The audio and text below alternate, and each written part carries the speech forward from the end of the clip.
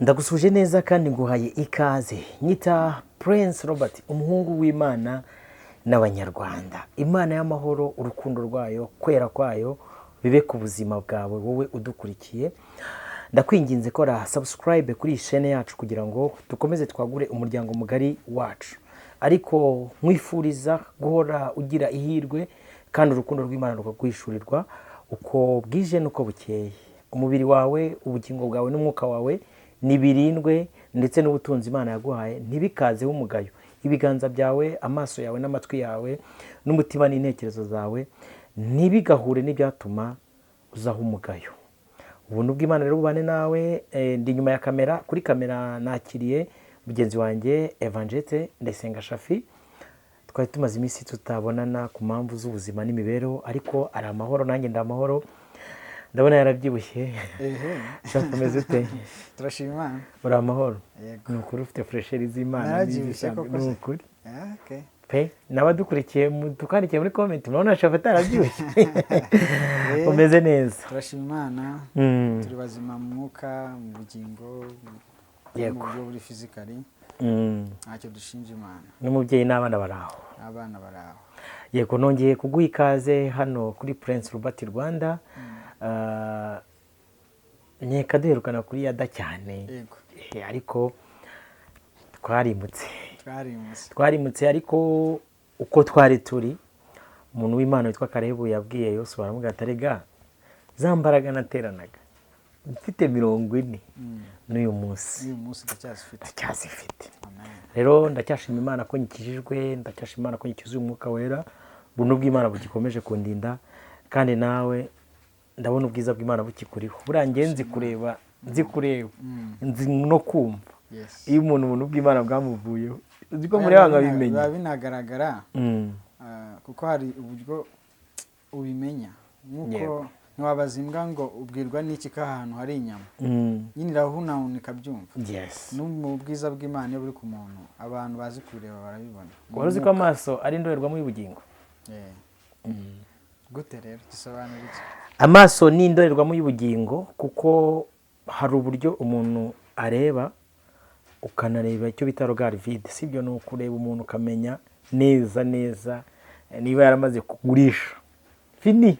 Sibyo ko hari urwego ugeraho Robert. Kigero gihambaye ubufitanye ubusabane n'Imana. Yego.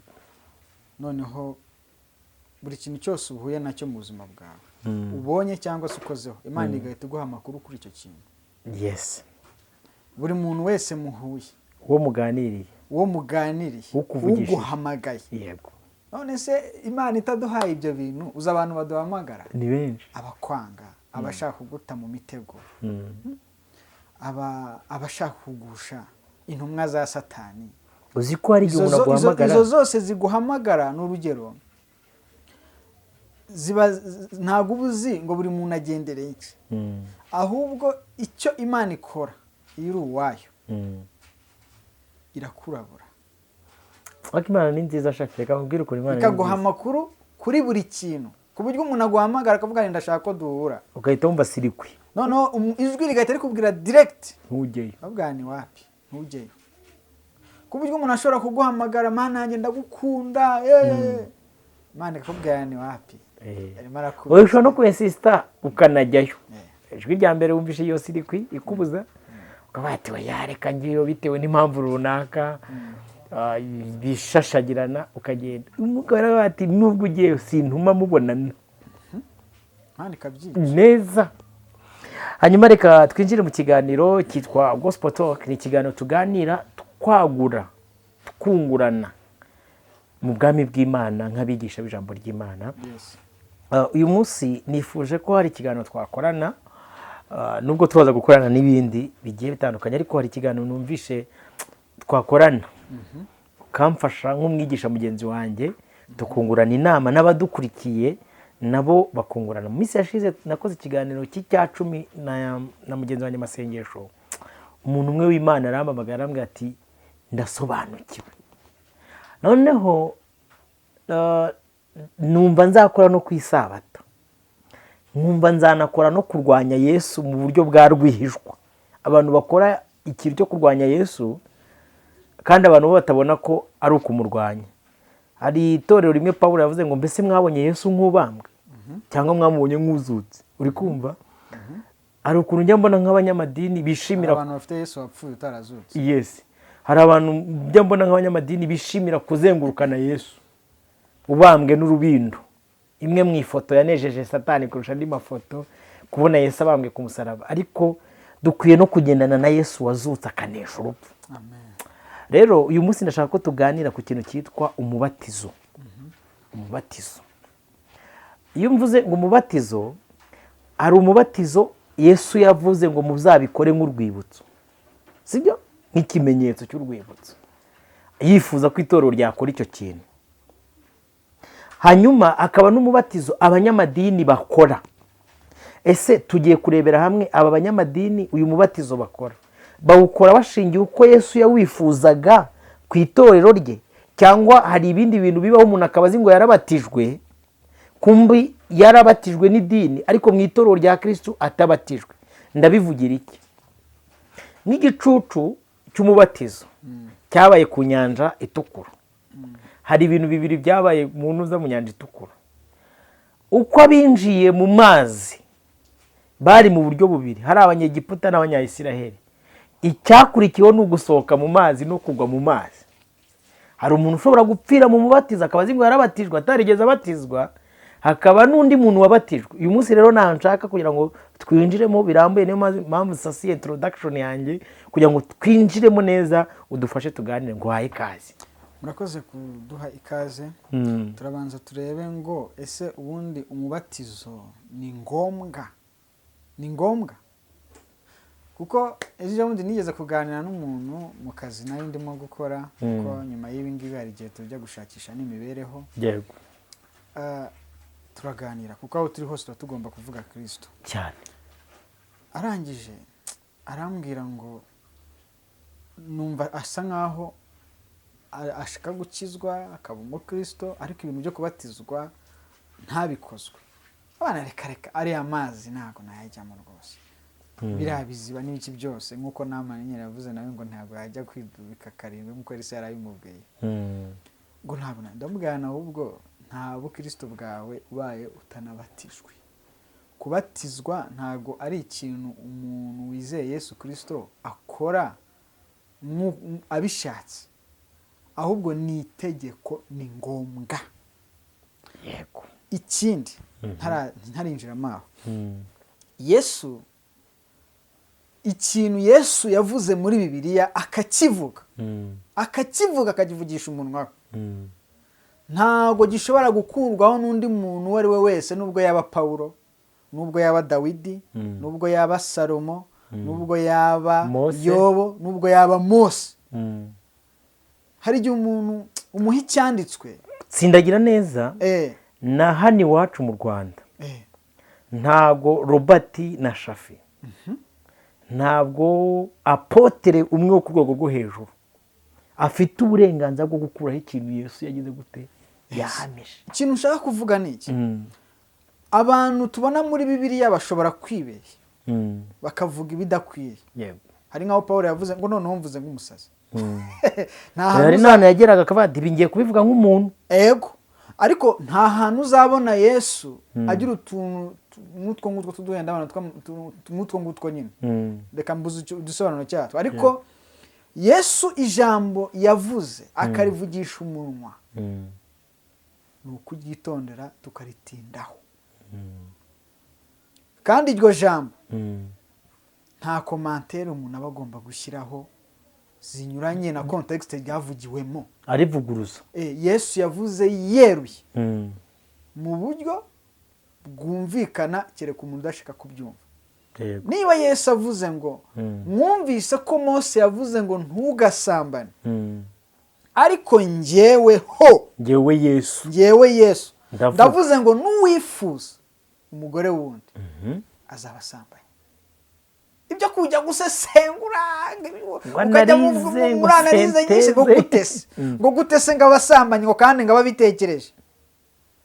Mose hari ibyo yavuze, ariko hari uruta Mose. Waravuze ngo njyeweho. Ntago wambwira ngo gitifu ngo yaravuze ngo perezida nawe ngo niba avuze mukomeze ngo kwihambira ku byo gitifu yavuze. Yego. Niyo mpamvu uzabona perezida yamaze kuvuga ibintu bita birangira aho ngaho nyine. Ni ukuvuga ngo ibiganiro byaberagaho byose bihita birangira. Icyo kintu kucyumva. Yego. Rero niba hari ibintu umuntu usoma Bibiliya ari gusoma akagwa ku kintu Yesu yivugiye akavuga n'akanwa ke, 1 2 cyangwa 3 4 5 birenze, icyo kintu abantu bajye bakitondera. Icyo ni icya mbere.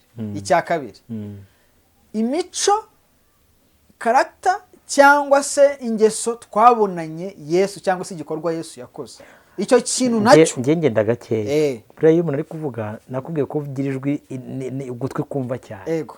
Turagenda step by step. Ikintu cyavuye mu kanwa ka Yesu akacyatuza akanwa ke. Yego.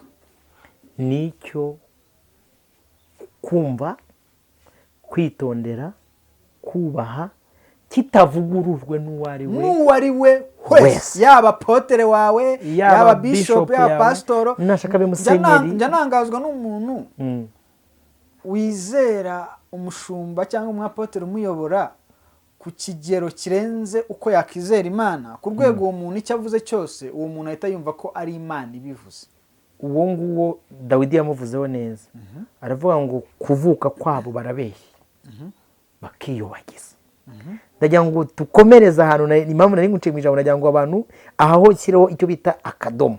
Yes. None tujye twinjire aho mbikuriyeho rero ni hehe. Yesu iki turi kuvuga ari cyo umubatizo. Ni ibintu yavuze ko umuntu umwizera agomba gukora. Ni ibintu nawe yanyuzemo arabatizwa. Waruvuze akantu gakomeye niyo mpamvu nanimwikirije ngo tugashimangire. Duhereye ku mvugo, noneho tugiye ku mico, imigenzereze, imyifatire Yesu yari afite. Iyo uri andehoro yayo, niba hari komportoma Yesu yakoze, niba hari imico Yesu yari afite, niba hari ingeso Yesu yari afite, agusaba kuzigira totali. Kuko ntabwo tubaho ubuzima duharanira kwisanisha n'abasitari ngo duse nabo. Yego. Nk'uko bamwe njya mbona babikora. Bafite imyenda runaka bisi igezweho, kuko hari abasitari bayambaye bikitwa ko ngigezweho. Bakitwa ngo inyogosho ngigezweho. Yego. Imigendere igezweho. Ingendo igezweho. Imivugire. Sinzi umuntu akabona agenda ngo njye shafi ngo sinzi ukuntu ngo ugenda. None se ngende nte? Gute mbwira ngo ngombe ngende uku nguku kandi uko ndi kugenda nisanze nyine ari uko ndi kugenda. Urumva? Cyangwa ngo ukuntu wambaye ngo ibyo ngo ni by'abaturage. Ninde wabigize ko ari by'abaturage? Ni leta cyangwa cy'abaturage. Cyangwa umwenda ngo ugezweho. Uzi impamvu bavuga ngo umwenda ugezweho? Yego. Nuko hari umusitari wambaye. Yego. Noneho kuba yarawambaye yawuhesheje agaciro. Twebwe rero ntabwo ibyo ngibyo tubigenda tubaho ubuzima duharanira kwisanisha na Kristo. Yego. Tugerageza gusa na Kristo. Rero Yesu hari icyo avuga ku mubatizo. Ndashaka gukoresha Bibiliya, noneho nirinde gukoresha amarangamutima yanjye cyangwa se ibitekerezo byanjye bwite. Yego. Turareba ngo ese umubatizo, umuntu wizeye Yesu Kristo agomba kubatizwa n'uwuhe? Ujyanye n'icyo Yesu yashakaga, apana icyo bishop ashaka. Yes. Bibutse ko ntago abakristo ari bo babatizwa gusa bonyine. Icyo kintu kucyumva. Yego. Abasataniste nabo bagira umubatizo. Yego. Icyo kintu kucyumva. Abasilamu nabo bagira umubatizo. Abagatulika bagira umubatizo. Abapagani bagira umubatizo. Yego. Abadeperi cyangwa Pentecote n'abandi nabo bagira umubatizo. Turashika kureba ese imibatizo ikorwa mu madini duherereyemo agiye atandukanye. Hari n'ababikora ngo bakabatiza ku wa mbere. Ihuye neza n'inyigisho za Bibiliya cyangwa harimo ibintu bikorwa mu by'ukuri bidahuye? Hari ababatiza ngo ku wa mbere shafi yacumura ku wa kabiri nabwo bakavuga ati ngwino twongeye tugire gute tukubatiza. Buriya buriya mubatizo w'abantu bizeye Yesu Kristo turaza kubireba. Abasatanisite babatizwa n'indahiro bakora. Iriya ndahiro iyo bamaze kuyikora y'abasatanisite n'Imana ntabwo yaza kugukura aho hantu bamaze kuyikora. Imana ishaka kugukiza yakora uko ishoboye ku buryo utayirahira. Iyo wamaze kuyirahira biba byarangiye, uba wamaze kuba umwana wa Satani akunda cyane. Cyakeneye kucyumva, yishimira icyo kintu kucyumva. Mu basilamu hari icyo bita shahada, aho iyo ushaka kuba umuyisilamu bagusaba ikintu kimwe cyonyine, kwihakana Yesu, ukavuga ko Yesu atari Imana. Mbase mubwire, ukavuga ko Yesu atari Imana, ukamuhakana ko atari umwana w'Imana, ahubwo ukihakana n'Imana y'Abakristo, warangiza ukemera y'Abasilamu yitwa Allah, ukihana umuhuza w'abantu n'Imana Imana yashyizeho ari we Yesu, ukamwihakana, ukemera Muhammad ko ari we uzaguhuza n'Imana, ukihakana Umwuka Wera, ukajya kuyoborwa n'amajini. Uwo ni umubatizo. Ukabivuga uzamuye ukuboko, urutoki gutya, ukabivugisha akanwa kawe ukabyatura, wibukira ijambo ryo kwatura no kwizera Yesu. Niwemera ko Yesu Kristo ari umwami n'umukiza w'ubugingo bwawe, ukatuza akanwa kawe ko Yesu Kristo ari umwami n'umukiza w'ubugingo bwawe, ukizera mu mutima wawe, uzakizwa. Urumva kwatura ko bifite imbaraga. Ubwo niwatura ko noneho Yesu atari umwami akaba n'umukiza, ukabyihakana, ukabihakana, hari undi mubatizo uri gukora. Kandi uwo mubatizo uri gukora ni uw'idini nyine y'ibyo ngibyo ugiyemo. Icyo kintu uri kucyumva. Noneho kandi imibatizo yose ntabwo ari itegeko ko igomba kuba iy'amazi menshi, n'uw'amagambo n'umubatizo. Icyo kintu uri ababatizwa mu mucanga, ababatishwa umuriro, umuriro ugaca mu muriro ukaba uri kubatizwa. Icyo kintu uri kucyumva. Twebwe rero turashaka kureba amadini ya Gikristo dufite uyu munsi abantu basengeramo, ndetse hakaba hari imibatizo bafite. Bamwe babatirizwa mu migezi, nanjye niho nabatirijwe. Abandi babatirizwa muri za pisine, abandi mu biyaga. Nigeze kubona no hanze hari ukuntu akantu gato ujyamo kenda kuba nk'ingunguru, ujyamo gahita biragira. Aho wabatirizwa hose, abishoboye barayakusanya batika tubajyane i Yerusalemu.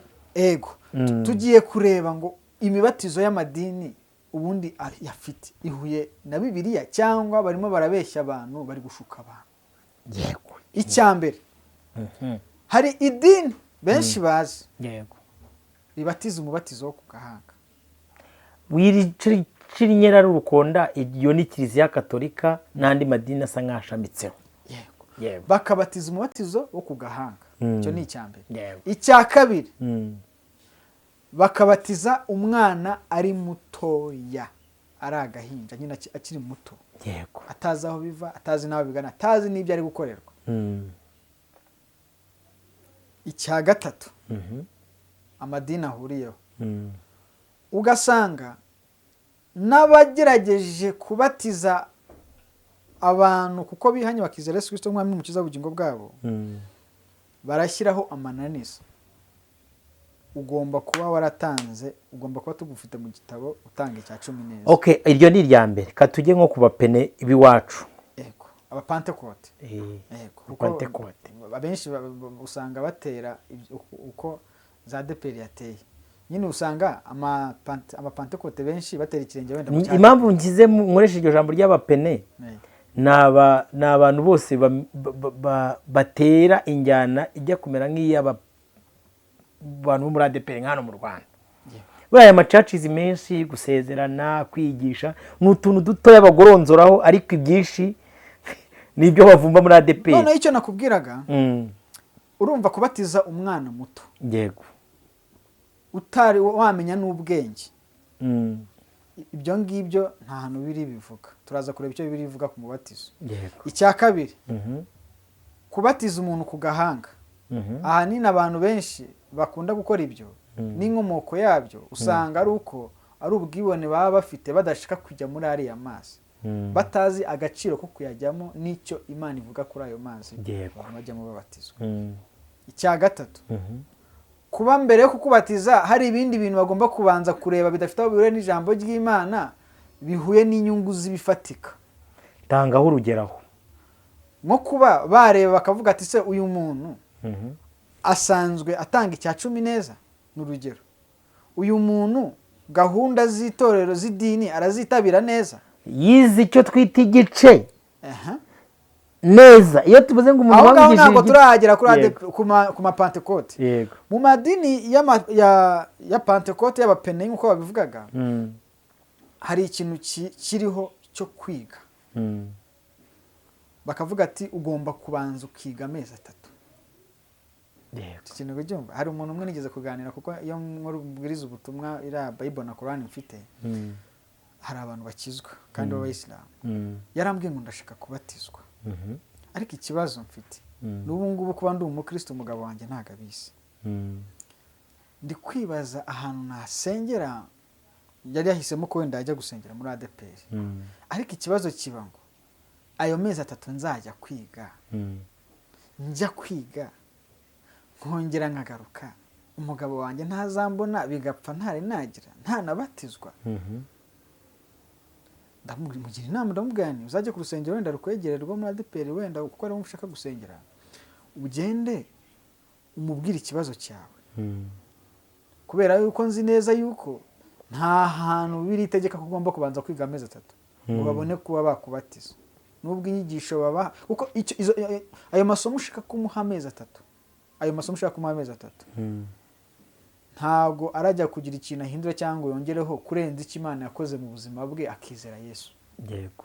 Kuko Yesu yizeye Imana byayitwaye imbaraga kugira ngo umuntu ayizere, kugira ngo yizere Yesu. Uzi kugira ngo umuntu yizere Yesu roba, umuntu ave mu bapfumu yizere Yesu, umuntu ave mu Bayisilamu ngo yizere Yesu, umuntu ave mu mihango y'idini yizere Yesu. Uzi imbaraga biba byatwaye Imana. Ubundi icyo ni nacyo gitangaza kuko ibyo bintu Satani ntiyabishobora. Yego. Kuko ibyo by'indwara Satani n'abapfumu bajya babikora. Ariko umuntu wizeye Yesu icyo cyo gitangaza mu ijuru impundu ziravuga. None uwo muntu arizeye Yesu, ariko nyuma yo kumwizera hari izindi nyigisho ziza kumubwira ko bidahagije, agomba no kubanza kongeraho amashuri akiga amezi angahe kugira ngo twebwe Yesu wizeye. Kandi muri ayo mezi 3 bagakora iki? Bakamukurikirana. Ese aza gusenga?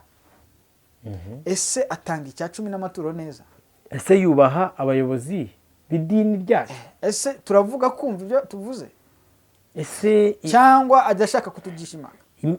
Impapuro twateguye zo kumwimura ku mazina y'ababyeyi be tukamwandika ku bacu akaba umwana wacu, yarazisinye ko tumubwira ko agomba kuba dadi, ko tugomba kumubera dadi akaba umwana wacu, byaruzuye? Arabyumva cyangwa arashaka kwirera, arashaka kuba inzererezi niko babita? Iyo wanze ko bakubera dadi cyangwa mami uhita uba inzererezi. Uri inzererezi ngo nta mwana utagira se cyangwa nyina, ubwo uri inzererezi. Ugomba kugira so mu mwuka, ugomba kugira so mu mwuka.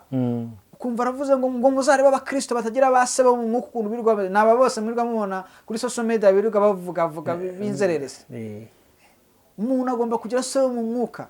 Ariko Imana ntabwo ihagije kugira ngo itubere data, ntabwo ihagije, dukeneye n'abandi bantu. Kandi iyo bari kumwigisha ni data wa twese mwiza, Yesu ntabwo hagije kugira ngo atubere umuhuza wacu n'Imana. Koko umurimo yakoze ntabwo uhagije. Umurimo Yesu akora wo kuduhuza n'Imana ntabwo uri enough. Uwo murimo akeneye andi maboko kugira ngo uwo murimo ukorwe. Reka turebe icyo Bibiliya bivugaho. Noneho tutaza kugira abantu bataza kugira ngo ni twebwe bakanatwishyiramo, ahubwo barebe icyo Bibiliya ibivugaho. Yes. Bafata indorerwamo y'ijambo. Byakozwe n'intumwa ibice 8. Ndasoma ibyanditse 3 byonyine. Byakozwe n'intumwa ibice 8 umurongo wa 36 kugera kuri 38. Yego. Aravuga ngo bakigenda mu nzira bagera ku mazi. Iyo nkone iramubaza iti, dore amazi, ikimbuza kubatizwa niki?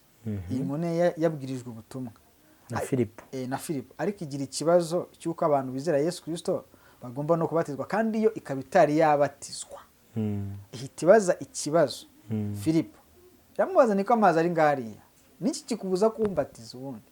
Abantu mudukurikiye mukaba mufite imbogamizi z'uko ayo mezi 3 babahaye ngari menshi, cyangwa se mukaba mutabana n'umwanya kubera n'akazi, mubaza abashumba banyu ngo niki kibabuza kutubatizwa, ko njyewe nizera Yesu Kristo, nihanye nkakira Yesu Kristo mwami n'umukiza w'ubugingo bwanjye, niki kibabuza kumbatiza? Ibyo kuguha igihe runaka, ibyo ngibyo ni iby'idini ryazanye. Niba rero binyuranye na Bibiliya, ni uburozi nyine, uburozi. Turabisasira gute? Reka dukomeze 3:7. Filipo mvuko yamusubije, niba wizeye mu mutima wawe wose birashoboka. Nyine birashoboka ko nakubatiza. Nayo irasubiza iti, nizeye Yesu Kristo ko ari umwana w'Imana. 3:8. Itegeka ko iyo nkone, itegeka ko bahagarika igare, yari iri ku igare. Urumva bari no mu nzira, amazi yose abanyamazi. Itegeka ko bahagarika igare, baramanukana bajya ku mazi bombi, we na Filipo n'inkone, arayibatiza. Iki kintu uri kukibona? Kubatizwa, umuntu ashobora kujya muri Bibiliya agashakamo imirongo ishyigikira ko wenda byakererwa cyangwa iki, agatanga urugero rw'igisambo kitabatijwe, ariko kiriya gisambo nta wundi mwanya cyari gifite wo kugira ngo kibatizwe. Bajyaga muri paradizo. Ntago wagikura ku musaraba ngo ukibwire ngo kugira ngo uzajye mu ijuru banza ujye ku mazi bagende bakubatize ubone kugaruka ku musaraba ubone gupfa. Nta mwanya gifite. Ariko twebwe uyu munsi umwanya urahari wo kubatizwa, nta kintu umuntu agomba kwireguza. Kandi hari igihe natwe dukizwa buri amazi asinze ukuntu nayatinyaga nk'ukuntu nanjye. Nabwiye abakristo twasenganaga ntaganeka ntago nzabatizwa. Barambwira ati reka nutabatizwa ntahantu navugiye na Yesu. Kuko umubatizo ni ikintu gikomeye cyane. Mutinya n'ikintu Yesu nawe ubwe yaje arabatizwa, ajya mu mazi. Hari ibibazo bibiri ndakubaza ukomeza mu byanditswe kugira ngo uze kudusubiza. Shafi, umuntu ahishuriye ubutumwa bwiza, ubwo buraza kugisubiza inyuma maze gusobanura neza, ariko akaba yarabatijwe umubatizo w'idini, baramusutsa amazi ku gahanga, ari indahiro yasinye, yararahiye, baranamubatije mu mazi bakamujandika, n'urugero nyine nguhaye. Uze kudusubiza, yemerewe kongera kubatizwa neza bishuri icyo Yesu yashakaga? Wo ni uwa mbere. Kabiri, Shafi, uri umuvugabutumwa bwiza bwa Yesu Kristo, ubwirije umuntu ubutumwa bwiza nk'uko Filipo Imana amubwira ati genda ubwirize inkoni iri gusoma ibintu itagize gute itumva. Amaze kumubwiriza urabona ko yamusabye kumubatiza. Shafi, uyu munsi umuntu usoma ibintu atumva, kuko inkone zo ni nyinshi, abantu benshi bafata Bibiliya yayisoma ntiyumva icyo ijambo ry'Imana ryashatse kuvuga, sibyo? Wamubatiza? Uze kudusubiza ibyo bibazo bibiri. Komeza. Reka mbitana no gusubiza. Umuntu wabatijwe imibatizo wo ku gahanga n'indi mibatizo yari yose inyuranye n'ijambo ry'Imana, yego, agomba kongera kubatizwa igihe yizeye Yesu Kristo umwami n'umukiza w'ubugingo bwe. Akimara kumenya ibi, akimara kumva rino jambo, akumva ko imibatizo yabatijwe inyuranye n'ijambo ry'Imana, kuko imibatizo ni myinshi, ariko hari umubatizo ijambo ry'Imana ritegeka w'amazi menshi, aho wibira hose n'umusatsi n'amaguru hose, ukongera ukibiruka mukavamo. Uwo nguwo agomba kongera kubatizwa. Ubwo ahita ajya muri step yo kujya gushaka uburyo abatizwa. Kabiri, urabajije ngo ese umuntu wese yabatiza? Yego, umuntu wabaye ijambo ry'Imana avuga ngo bamwe yabahaye kuba abashumba, abandi abahanuzi, abandi abavuga butumwa bwiza, abandi abigisha, abandi kuba intumwa. Ibyo ni Yesu wabibahaye. None hari umuntu Yesu yahaye umurimo w'ivuga butumwa, araje abwirije ubutumwa bwiza umuntu, yizeye Yesu umwami n'umukiza. Uwo muntu afite uburenganzira bwo kumumanura akamubwira ati ni iki kimbuza kubatizwa? Nimba wigishije umuntu akizera Yesu Kristo nk'umwami n'umukiza w'ubugingo bwe, yego, ubwo uhagararira ndaho uri intumwa yandi. Ubwo butumwa watanze uri ubwande. Ubwo butumwa utanze butumye abantu bizera ni ubwa Kristo, ubwo nawe uri intumwa mu cyimbo cya Kristo aho ngaho. Yego. Kandi bamwe yabahaye kuba intumwa. erega ntabwo ari uko idini rigomba kubanza kuduha seritifika ngo tubone na bya bikoni bigondoye. ikintu gikomeye kurusha ibindi Robert yego ni ukwigisha umuntu agakizwa. Niba uwo muntu yizeye icyo nicyo gikomeye. Nawe ba potere rimwe na rimwe batanakora rimwe na rimwe bibere muri business prosperity gospel. Niba rero yizeye wamubwirije ubutumwa yizeye, yego twakubwira n'iryo jambo babwiye Fibi ati kamazi ari ngariya harabura iki ngo mbatize. Kuko mu bintu Yesu yabwiye abigishwa be yarabwiye ngo mugende mwigishe abantu bo mu mahanga yose muhereye Yudaya, Yerusalemu kugeza ku mpera y'isi, mubigisha kwitondera ibyo nababwiye kwitondera. yego urumva abazemera bakizera muzababatize mu izina rya Data wa twese Umwana n'Umwuka we. Icyo kintu byumva. Niba umuntu yemeye akizera Imana igukoresheje uwo murimo w'icyubahiro nk'uwo nguwo, why not utamubatiza? izi protokole se no kuba ati nitwe tubigenewe ku buryo icyakoza yego nshobora kuba ngewe Shafi kuba nahita nkubatiza bitahita binyorohera, kuko urumva birasaba ngo nshaka ahantu ngomba kukubatiriza. icyo ni kucyumva. ni ikintu kandi ngiye gukora n'urugero. hari ijambo Paul yigeze kubwira itorero rimwe abantu bango ngo Kristo ntiyantumye kubabatiza ngo nubwo abona batije muri mwebwe atari benshi ngo kereka runaka na runaka. urumva Paul nubwo yari intumwa ntabwo yakundaga kubatizwa. mu bantu yabatije ni bake cyane, nta nubwo barenga na 5. ni bake cyane abantu Paul yabatije, ariko si uko atabyemerewe. buri muntu Imana ifite icyo yamuhamagariye. icyo kintu kucyumva, ariko bidakuyeho ko n'icyo kintu yagikora mu gihe ahuye na situation imusaba ko agomba kubatiza muri ako kanya. nshobora kuba ngiye kubwiriza mu bihugu by'Abarabu umuntu akizera kandi nkabona amazi, why not ntamubatiza? nshobora no kuba bamunaniza bamurwanya ahantu hose baranze kumubatiza kubera yuko mu bintu baraje ishinga mu mashishikaje kubatiza abantu bitarimo.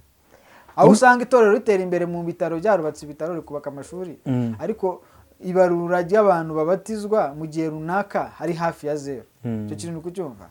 bene nk'uwo muntu avuga ati banshyiraho amananiza kugira ngo bambatize, bambwira wenda gukora ibintu binyuranye n'ibyo ijambo ry'Imana ritegeka. nese Shafi kubera icyo utafasha reka tureke imbibi zo muri nuze. nubwo impamvu muganizana kugira ngo dushyireho umucyo kuri iki kiganiro wabonye ko nabaye sensitive. uyu munsi Shafi abwirije umuntu ubutumwa bwiza hano kuri YouTube. uyu muntu arizeye araguhamagaye kuri telefone avuga ati Shafi ngiye bambwije ubutumwa bwiza kandi ndumva nizeye ndashaka kumbatiza. Shafi naza kuvuga ati rero hari umupasiteri witwa Robert sibyo nibo bemerewe batsindiye isoko ryo kubatiza, kandi Robert uri kumwoherezaho ni nko kohereza ubwayi mu kigo. Barigeze uhura niyo case ahubwo ndabyibuka. Robert wahuye niyo case. Nge nahuye nayo sibyo. Akaje undi twarabatije. Ejo narabatije rwose umuntu w'Imana umbwire nkwereke amafoto. Narabatije kandi numva nishimye. Yesu yankwesheje ibara. Nanjye natinyaga bati babene wacu nibabona nabatije bazanyica noneho bazandangiza uri kumva. Ariko ntabwo Yesu yaduhaye umwuka w'ubwoba, ahubwo yaduhaye gushira amanga. umuntu niba umubwije ubutumwa bwiza akavuga ati nge ndizeye, hakaba hari amazi yo kumubatiza, mubatize. kuko igikomerega ni ukwizera. noneho reka turebe mu byakozwe no mu bice bibiri 37 kugera kuri 38. yego bavuga ngo abo bantu bumvise ibyo bibacumita mu mitima. bumvise ibyo bibacumita mu mitima. nuko babaza Petero n'izindi ntumwa bati bagabo bene data mbese tugire duti? Petero arabasubiza ati nimwihane umuntu wese muri mwe abatizwe mu izina rya Yesu Kristo ngo mubone kubabarirwa ibyaha byanyu, kandi namwe muzahabwa iyi mpano y'umwuka wera. wari uzi ko umuntu adashobora kubabarirwa ibyaha atihanye? ntibibaho. iri jambo mvuze rirakomeye. yego abantu bose bavuga ngo Imana imbabarire ntabwo ariko bose babihanye. abantu bose basaba Imana imbabazi, Imana umbabarire ibi n'ibi, Imana umbabarire ibi n'ibi, ntabwo ariko bose. siko bose Imana ibabarira. siko bose Imana ibabarira. Imana ibabarira umuntu wihanye. ijambo riratubwira ngo nimwihane nimwihane umuntu wese muri mwe abatizwe. Tugomba kumenya ikibanza, igikurikira n'igiheruka. Hagomba kubanza kwihana, hagakurikiraho kubatizwa, hagakurikiraho kubabarirwa. Reka tusobanure step by step. Impamvu nari mbivuze, kwihana ni uguhindura imyumvire cyangwa se imitekerereze. Nta kuntu wambwira ngo urihana gusambana, ni urugero, ariko ugakomeza kugendana n'abasambanyi n'ejo ukongera ukabikora. Ariko niba warahinduye ibitekerezo, niba warihanye ugahindura ibitekerezo, ugahindura n'imyumvire, biravuze ngo icyo kintu mu mutwe wawe cyavuyemo harimo ibindi bitekerezo by'abagenzi bajya mu ijuru, ntabwo harimo ibitekerezo byo gukomeza ugenda mu mwijima. Kwihana niba wagendaga iburyo, wagendaga gucya uruhande, kwihana ni uguhindukira nyine ugafata urundi ruhande. Mbonye ikiganiro cya Meddy, Meddy wari umuhanzi. Ubwo nyine ndashaka kuvuga icyo bita kwihana. Hari igihe umubyeyi afata umwana akamubwira ngo yakoze nk'ikosa, akamubwira ngo ngaho genda wihane. Ubwo ubwo umwana bamubwira ngo niyihana akihana ati. Ni urugero nyine nguhaye. Ariko utanga urugero avuga ngo ukuntu ngo yakijijwe, ngo yanahindutse, uri kumva? Ariko muri uko guhinduka bakabaza ngo bari inshuti zati turacyari inshuti. Sibyo? Nabo turi kumwe nabo uyu munsi naba ngaba. Suko Imana idusaba kureka abo twabanaga nabo, ahubwo Imana idusaba guhinduka. Duhindutse rwose, ibya kera tukabisiga, tukinjira mu bishya. Yego. Abantu rero uyu munsi no kwiha, impamvu nshimangiye kwihana, uyu munsi dufite abantu bihana nibemere ubahana ariwe Kristo, ngo abahane Shafi, abacure inkamba zibavemo. None ugasanga umuntu ari gufata akangoni, ngerageza mbibona nk'iwacu ku rusengero muri korali, Imana imbabarire kuvuga nabi. Ubwo n'urugero wenda avuye mu rugo atimuranye n'umugabo bararwana, kugira ngo atavuga ko yarwanye n'umugabo, n'urugero, Imana imbabarire kuvuga nabi, Imana imbabarire kwitwara nabi. Donc ameze nk'umuntu uri kugira gute kwihana. Ariko kwihana ni ugutsindwa. Ijambo ko ryatubwiye ngo ribacumita mu mitima. Ijambo ry'Imana, nta muntu wihana ijambo ry'Imana ritamutsinze. Nibibaho. Ijambo ry'Imana iyo rigucumise mu mutima, hari amagambo uhita uvuga, dukore iki, ni iki nakora, Mana ko nsinzwe, ko manitse amaboko, nkora iki. Imana nayo cyangwa umukozi koreyemo akakubwira ngo ihane, ihane, va mu mwijima. Meddy, nk'urugero utanze kuri Meddy, niba Meddy yarakoraga indirimbo za secular music, akakizwa, hari ijambo bamubajije, nanjye ikiganiro nacyumvisha, bamubajije ni se ko kera n'ubundi waririmbaga urukundo, kandi koko ni urukundo yaririmbaga, yego, nta n'ibishego waririmbaga, kandi Imana ikaba ari urukundo, kubera icyo utakomeza kuririmba urukundo ko rwubatse imiryango, cyane ko warurimba neza noneho kuko wanakishijwe.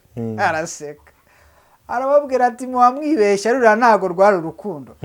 Ubundi abantu ntago bazi gutandukanya irari n'urukundo. Yego, umuntu irari riramwuzura, akakubwira ko arara adasinziriye, akakubwira ibintu byose mu ndirimbo, ubwo araririmba urukundo rw'Imana. Urukundo rutandukanye n'irari. Yego, ndakintu kubyumva.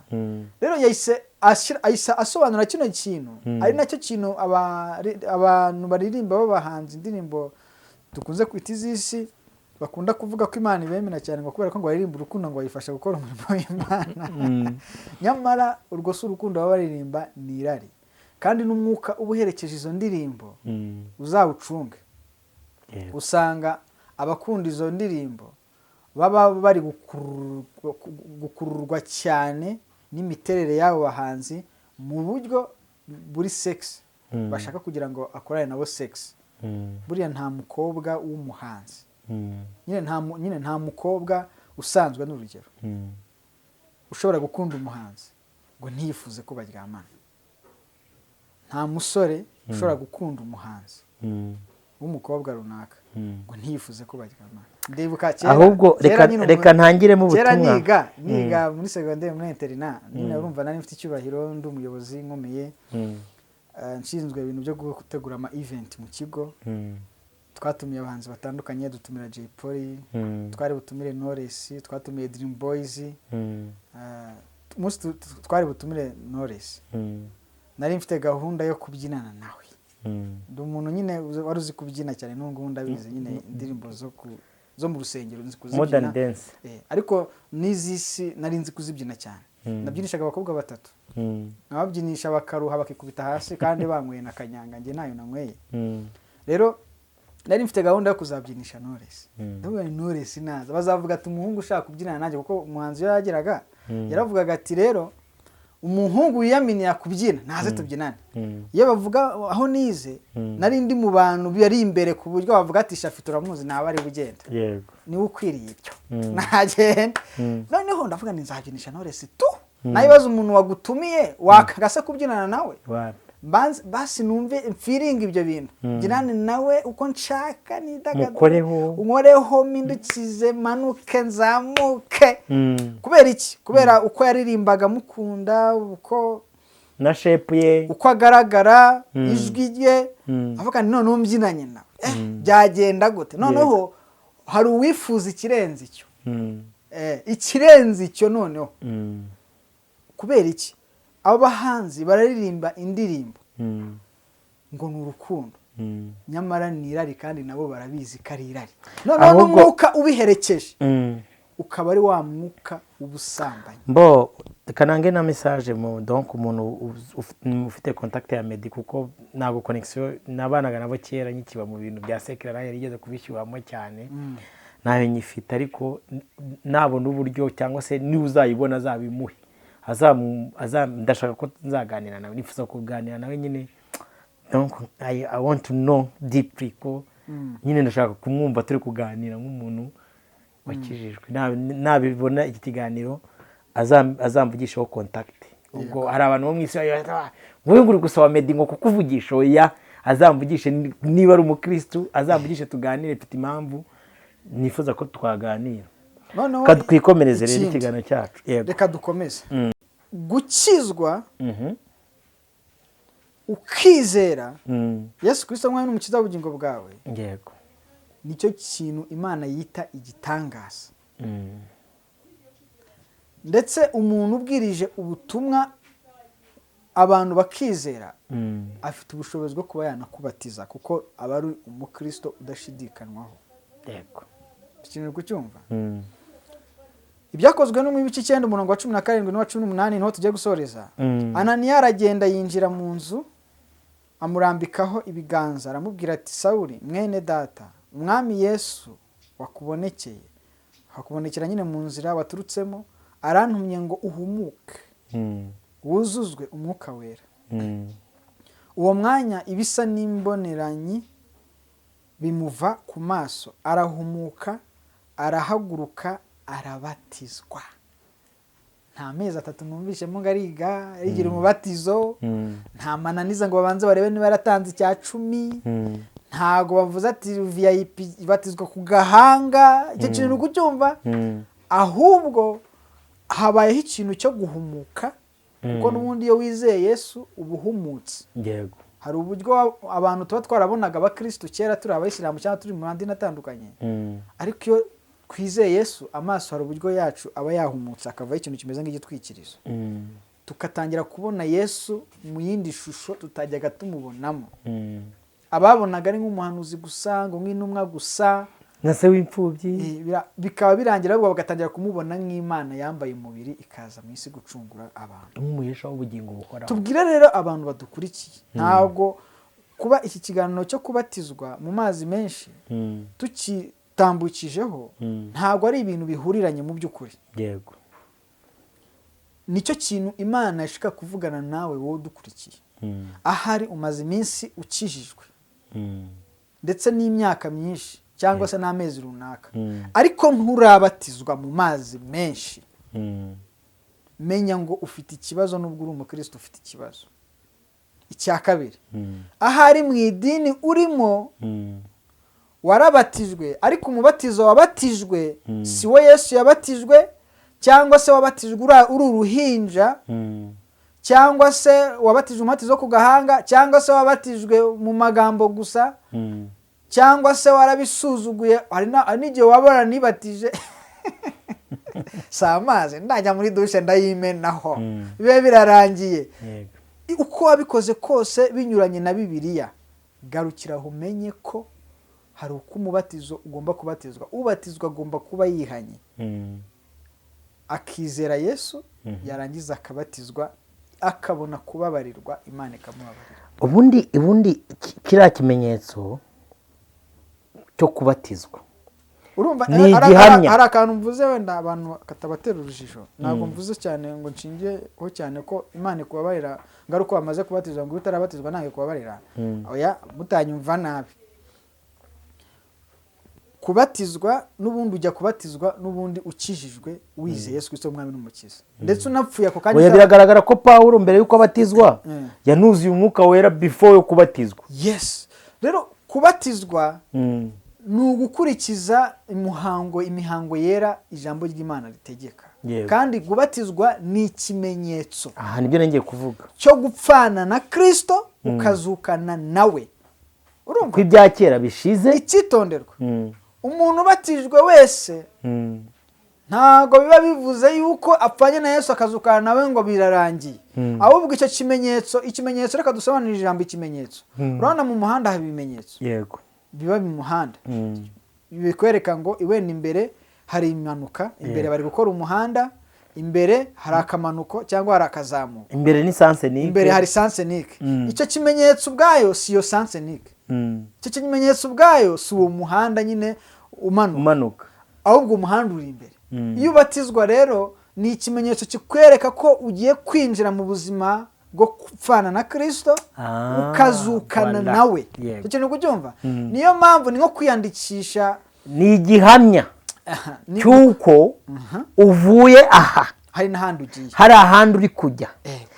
Donc uvuye mu rupfu uri kwinjira mu buzima bw'uheshwa n'urupfu rwa Yesu Kristo. Ni niyo mpamvu umuntu iyo abatijwe, ushafi unyumve neza, iyo abatijwe abamuherekeza, babandi bamuherekeza, abababwira ati ndabihamya mu maso yanyu ko mpfanye na Kristo, ubu nzukanye nawe, ibya kera mwari munzimo. Noneho hari abantu bagera n'ahantu, buriya wavuze akantu, bakubatije ku gahanga, bakubatije uri umwana, baguhaye imihango. N'uyu munsi dufite abandi bantu bajandika no muri ayo mazi bakanabajanduramo ariko batabatijwe. Iki cyo gisobanura ikindi kintu abantu bagomba kumenya, ntabwo umubatizo ukuraho ibyaha. Yes, aka kantu abantu bakumva bakamenye. Hari igihe abantu bazana burage, ugasanga umuntu aravuze ngo hari abantu ureba mu itorero, ngo ukagira ngo barababatijwe ngo umuntu usigara hejuru, ngo igitsina ngo wajya ngo ntago amazi yakigezeho, ukagira ngo baramubatije igitsina gisigara hejuru cyanze kujya mu mazi. Bakashaka kumvikanisha ko wenda abanesheje ibyaha ari uko amazi bagiyemo neza. Wapi? Ariko icyo ni ikinyoma n'igihuha Satani yazanye. Jite niba nawe waranabatijwe uyu mubatizo ugushuka kuri kugukuraho ibyaha, ukeneye kubatizwa. Tuve clear, ukuraho ibyaha ni Kristo, kandi amaraso ye niyo kandi Kristo aza mbere yuko umuntu abatizwa. Yes, ntabwo habanza kubatizwa uzizere nyuma. Yes, urihana ukakira Kristo nk'umwami n'umukiza w'ubugingo bwawe, ari byo kumwizera nyine, warangiza ukabona kubatizwa mu mazi. Ntabwo umubatizo ubanziriza Yesu. Ibyaha biba byakuvuyeho mbere Kristo yabigukuyeho. Amazi ukayajyamo ari nk'ikimenyetso cyo kwereka abantu ko ugiye kwinjira. Hari igihe umuntu ahita avuga ngo none se nkumva nyine ari ikimenyetso. Hari umukatirika wigeze kubimbwira, kuki se utafite n'utuzi n'ubundi ukadushyira ku gahanga n'ubundi ko ari ikimenyetso, byose n'ubundi ko ari ikimenyetso. Kuki se ushaka kubikora uko nguko byazanwe n'abantu, kuko utabikora uko ijambo ry'Imana ribitegeka? Reka mbwira abantu, ubwo turi kwinjira mu musozo w'iki kiganiro. Bundi hari imbaraga y'Imana iba ku muntu wakijijwe. Iya mbere, umwuka wera aguhishurira Kristo nk'Imana yambaye akamero k'umuntu, ikabambwa izize ibyaha byacu n'ibicumuro byacu. Iryo jambo iyo ricumise mu mutima wawe nk'uko wasomye, urakijijwe. Hahita habaho icyo bita kwatuza. Habanza gutsindwa ugatsindishirizwa. kwatuza akanwa kavuga ati ngewe unsindishiriza ni Kristo. Icya kabiri ni ukumuhamya mu bandi. Uratsindwa, nyuma yo gutsindwa ukizera Kristo akagutsindishiriza, ugahabwa ubwiza. Ugahabwa ubwiza, sibyo? Yego. Donc iyo tuvuze n'imibatizo, buriya abantu benshi ntabwo bazi ko habaye imibatizo igera muri 7. Ubu turi kuvuga uw'amazi menshi, uri kumva, ariko abantu bamaze kubona icyo kimenyetso kitwinjiza mu rugendo rujya mu ijuru. Twigijwe imbere, habaho imbaraga zo kudutsindishiriza, kuko twebwe twari twarananiwe kwikiza, sibyo? Harenze n'imbaraga zo kudutsindishiriza, Imana itwambika icyo bita ubwiza bwayo. Yego. Na hejuru y'ubwiza bwayo hari n'urugendo Imana itubatiza mu cyitwa amakuba n'ibyago by'umukiranutsi. Ubu hari urwego standard umuntu w'Imana ageramo yigiye imbere mu bya Kristo. Umubatizo rega ni ibya mbere bya Kristo. Ubundi ukureba kuntu ubatizwa nyine uhura n'amakuba n'ibyago. Imana ikoresha amakuba yawe, amakuba ucamo, intambara, ibintu bye bitandukanye. Imana ibiri kurwana na kamere yawe. Yego, icura. Ibiri kuyicura. Igegena. Noneho kugira ngo cya kimenyetso wakoze cyo gupfana na Kristo ukazukana nawe. Bibe ibyanyabyo, bibe reality muri ako kanya. Niba uvuga ngo mpfanye na Kristo, nzukanye nawe, ikimenyetso ngiye mu mazi ndazamuza. None injira muri ubwo buzima. Jya muri Dodani ikaze mu ntambara. Ikaze mu rugamba. Ikaze mu makuba n'ibyago by'umukiranutsi ko biba byinshi. Ikaze mu bukire n'ubugingo n'icyubahiro. Ikaze gutanga ikiguzi bigusaba kugira ngo ukurikire Yesu, nkuko yabivuze ngo umuntu ashaka kumurikira yiyange. Uhura n'ibigeragezo. Ikaze mu byarindamu yawe bibaye igihombo. Ikaze ngo wamukire babwe ngo gurisha ibyo ufite byose ugenda ubibakene. Ubwo nyine imirarwana na kamere. Ikaze ngo Zakayo wavuze ati noneho abo nambuye. Ikaze. Umubatizo buri ni ikaze. Ko rero wemera guhomba. Paulo aravanga ibyarindamu yanjye. Haleluya. Byahindutse igihombo kubwo kuronka Kristo. Ubwo butunzi butagira akagero buri muri Kristo Yesu. Uko wemera gutakaza ibyari bigufitiye akamaro. Uko wemera kwigomwa ibinezeza kamere yawe kugira ngo unezeze Imana. Uri kwinjira mu cy'umubatizo usobanuye cyari cyo cyane. Wajya wabatizwa noneho ugapfana na Kristo byanyajya atari ku munwa. Atari kuvanga amazi ngo nayavuyemo ngo nabirenze. Ngo byararangiye. Uwo niwo noneho aho ngaho niho noneho ubwira Imana ati narakwizeye ndagukurikira ndi umwana w'Imana ndi kujya mu ijuru. Apana kwa kundi ngo ukundisha Imana umunwa ariko umutima wawe. Aha ubundi ukimara kubatizwa upfanye na Kristo uzukanye nawe uvuga ati ngewe noneho ndi imbata ya Kristo. Niba Paulo bajyaga bandika na Yohana ngo ngewe Yohana. Buriya ni nk'abantu bakorana amasezerano na Satani. Kubatizwa muri sataniste babyita initiation. Ni ukuvuga ngo nta ububona ari ibintu byoroshye. Ndetse nta nubwo ingaruka ituzibona. Ariko iyo umaze gukora icyo gikorwa umuhango wo kwinjiramo ntago uba ufite kongera gusubira inyuma. Ahubwo uba ugiye gutangira guhura n'ibintu bituma uvuga ngo bya bintu ndashaka kubivamo. Mwibaza impamvu abantu bakorera shitani bagera ku rwego babona amafaranga ariko bakifuza gutandukana nawe. Igisubizo ni iki ngiki. Ni ukubera ko kwinjira muri uwo mubatizo nyine barahiriye bibabera ikibazo n'uburyo badashobora kubyihanganira. Kuko Satani akunyaga. Ariko rero tujye tunayigisha tunaganira. Tujye tunyigisha tunaganira, sibyo? Ni ibintu biri similaire. Urizi ko Satani abrikora ibintu byo mu mugambi bw'Imana. Ngo niba winjiye muri Kristo Yesu, Yesu agusaba kugera ikirenge mu cye. Already niba winjiye no mu bwami bwa Satani, uragera ikirenge mu cya Satani. Yesu yarabivuze aravuga ngo igikombe nanywereho namwe muzakinyweraho. Kuko nta mugaragu uruta shebuja. N'igikombe Satani yanywereyeho ujye kumukorera ubizi ko nawe uzakinyweraho. Satani aguhe ayahe mahoro nawe ntayafite. Satani aguhe uragira ngo agukunde ko Imana niyo rukundo. Uyiteye umugongo. None Satani aragukunda ko urwanga ari rwo rumwuzuye uragira ngo aguhe icyo adafite ngo ugende gute. Satani uragira ngo aguhe icyubahiro kandi n'ubundi yarashatse yarigometse ku Mana nawe ayigishaka. Uragira ngo Satani aguhe icyubahiro nawe nicyo yashakaga kugira ngo ajye gutera Imana umugongo. Uragira ngo Satani agushyire hejuru se wagehe. Kandi nawe ari byo yarwanaga bati intebe yanjye zayisumbisha. Wagehe. Satani aguha ubuzima nawe agenewe igihe gito ubugingo yarabunyazwe, nawe aguha ubugingo kandi nawe yarabunyazwe. Umuntu atanga icyo afite uretse kukwiba, kukwica no kukurimbura, nicyo gihemba abantu. Shafi, numva dusatiye umusozo. Imana ibahe umugisha cyane. Abantu bari badukurikiye, uri kumva, mumenye neza ko umubatizo udakuraho ibyaha. Umubatizo ni ikimenyetso n'umuhango wera. Nk'uko igaburo ari umuhango wera. Si ibintu umuntu akora bishatse, ni itegeko ry'Imana. Biba igaburo ryera. Kandi kubikora nabi bimeze nko kutabikora. Rega n'amateraniro yera bura n'itegeko. None nko muri iminsi y'imeruka banga uko muzirikane guterana kwera. Uko iminsi izajya yegereza. Mujye kongera, mwongera. Kuko mu guterana niho abana b'Imana bahugurana. Yes. Uzi nk'uzi tuba tuganiriye. Ariko ko abantu bataramenya amateraniro yera yariyo. Ngiye hari igihe umuntu amamaga nko kuri telefone. Nakumva ari umuntu uvuga ururimi rumwe n'urw'Isiyoni. Nkaba ati kaze mu materaniro yera. Ibintu nari ndimo mitambireka. None abantu benshi baratungurwa. Nguyo umukozi w'Imana ngo mbizi ngo nagwa amagara mukanyita. Guteze kandi uri mwene umuntu mwamufindi imwe. Ubu girlfriend wawe yagwamaga akavuga ngo aragushaka ukamusuzugura. Ubu sister wawe yagwamaga akavuga ngo aragushaka ukamusuzugura. Nyine mujye munarondora n'abantu. Bazanga umuntu ngo kuko ngo abantu ngo kuri YouTube ngo yagize ngo views 200 ngo 200. Hari abahungu najyaga amagara ubwo ngo yaje ngo kuri YouTube bamurebye yaciye ibintu. Amahagara mutumisha ko numva ashaka ko tuganira ngo ntago ndi ku rwego rwa musaza.